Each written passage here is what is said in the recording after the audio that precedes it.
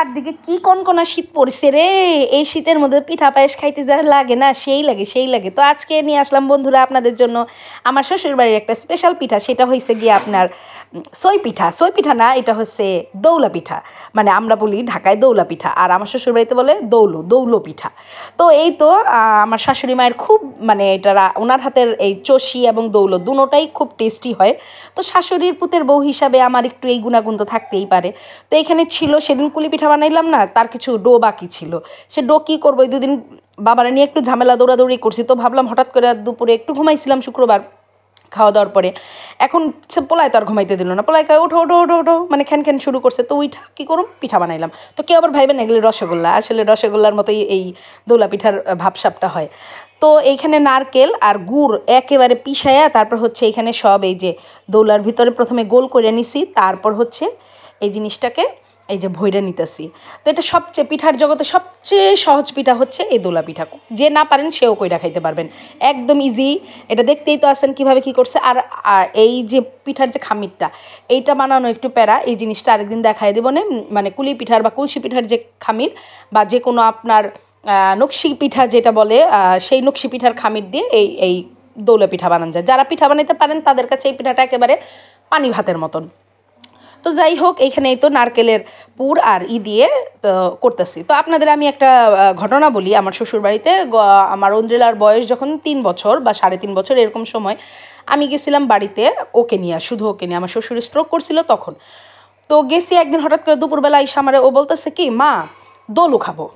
দোল খাবা? কি দোল খাবা? আমি ভাবছি যে দোলনায় হয়তো দোল খাবে, গ্রাম দেশের বাচ্চা কাচ্চারা দোলনায় দোল খায়। তো ও আমি চাও দোল খাও গা। পরে কাকি না আমার একটা বাটি দাও, আমি দোলও খাবো। আমি দোল খাইতে গিয়ে আবার বাটি লাগে নাকি? কিন্তু ও বারবার বলতেছে আমি দোলও খাবো। পরে আমি আর যে পিছিয়ে বাচ্চা আছে তাকে বললাম যে কি রে কি খাবে? কয় বড় মা দোলও আছে না, দোলও পিঠা বানাইতেছে, সেই পিঠা। আমরা ওরে বাবা দৌলা পিঠা রে কইতেছে দোলো পিঠা। যাই হোক, যে দেশের এক দেশের গালি এক দেশের বুলি। তো যাই হোক, এখানে আমি কি করলাম, আমার শাশুড়ি মা এইভাবে করে। সেটা হচ্ছে জল ভালো করে জাল দিয়া তারপরে হচ্ছে এর মধ্যে গুড় আর নারকেলটা সুন্দর করে ফুটানোর পরে তারপর হচ্ছে দোলোগুলা দিয়ে দেয়। কিন্তু আমার স্বামী আবার ঘরে এসে আজকে শুক্রবার না, সে বলতেছে না এভাবে খাবো না, দুধ দিয়ে নিয়ে আসো, মানে দুধ আইনা দিতেছি, দুধ দিয়ে বানায় খাও, মানে চষি পিঠার মতো, চই পিঠার মতন। তো যাই হোক, সে আইনা দিল, আমি পরে রান্না করে দিছি। কিন্তু এইভাবেও একটা কিন্তু খুব সুন্দর স্মেল নেওয়া, যেহেতু যশোর মাগুরা ওই দিকের গুড়গুলা খুব স্পেশাল হয়। তো ওই গুড়ের, পাটালি গুড়ের আপনি শুধু এইভাবে কইরাও যদি খান না, সেটা যা টেস্ট হয় মানে বলার বাহিরে। তো যাই হোক, এইভাবে গুড়টা আমি তো এখানে ঢাকার থেকে গুড় নিছি, গুড়টা খুব বেশি একটা ভালো না, তারপরেও মোটামুটি চলে, ঢাকার হিসাবে চলে। তো এইখানেই তো গুড়টা আর নারকেলটা ভালো করে জাল করে নিলাম, বেশ মোটামুটি অনেকক্ষণ জাল করে নেওয়ার পর তারপর আমি মানে ইগুলা যে বলগুলা সেগুলা দিয়ে দিছি। দিয়ে এটাকে সুন্দর করে অনেকক্ষণ ফুটানোর পরে বেশ অনেকক্ষণ ফোটাতে হয়, মোটামুটি এটা সেদ্ধ হবে এই জলের ইসে। তো পাশের চুলায় আমি আবার যে মিল্কভিটা নিয়ে আসছে সেটাকে গরম করতে দিছি। ওটা প্রচুর মানে একদম ঠান্ডার মধ্যে পুরো বরফ হয়ে রয়েছে, ওইটাকে করতে দিছি। তো ওইটাকে ঘন করে জাল দিয়ে এখানে দিয়ে দেবো, ট্রান্সফার করে দেবো। দেখেন আমি পাশের চুলায় মিল্কভিটাটাই দেখছেন একদম পুরোই চাকা ছিল। তো এই তো এটারে এক পর্যায়ে যখন দেখেন এইটা পুরাই একদম হয়ে আসছে, মানে মাখো মাখো একটা ভাব চলে আসছে।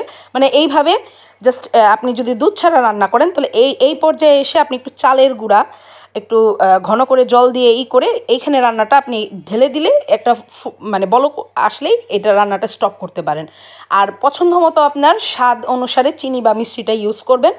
তো আমি মোটামুটি গুড় আর অল্প সামান্য চিনি দিয়েছিলাম, তো ভালোই হয়েছে।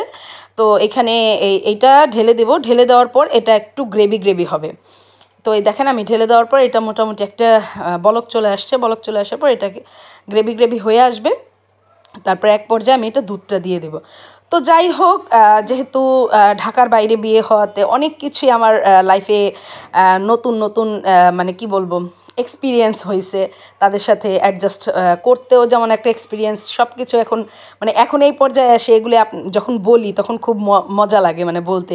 জানি না আপনাদের কেমন লাগে, হয়তো আদিক্ষেতা লাগতেও পারে, কিন্তু আমার কাছে খুব ভালো লাগে শেয়ার করতে।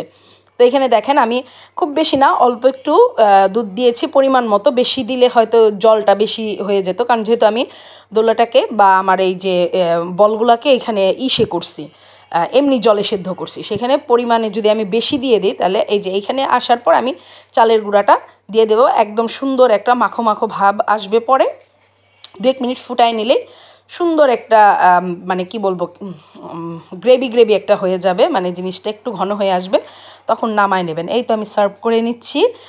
তো দারুণ হয়েছে, আপনারাও শীতে করে খাবেন। আজকে এই পর্যন্তই, টাটা, সবাই ভালো থাকবেন। রান্নাগুলো কেমন লাগে কমেন্টে অবশ্যই জানাবেন।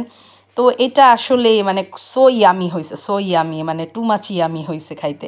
নারকেল, তারপর গুড় সব কিছু মিলিয়ে একদম রসালো রসালো, ঠান্ডা ঠান্ডা শীতের মধ্যে গরম গরম দৌলো, আহ দারুণ দারুণ। Tata, bye bye.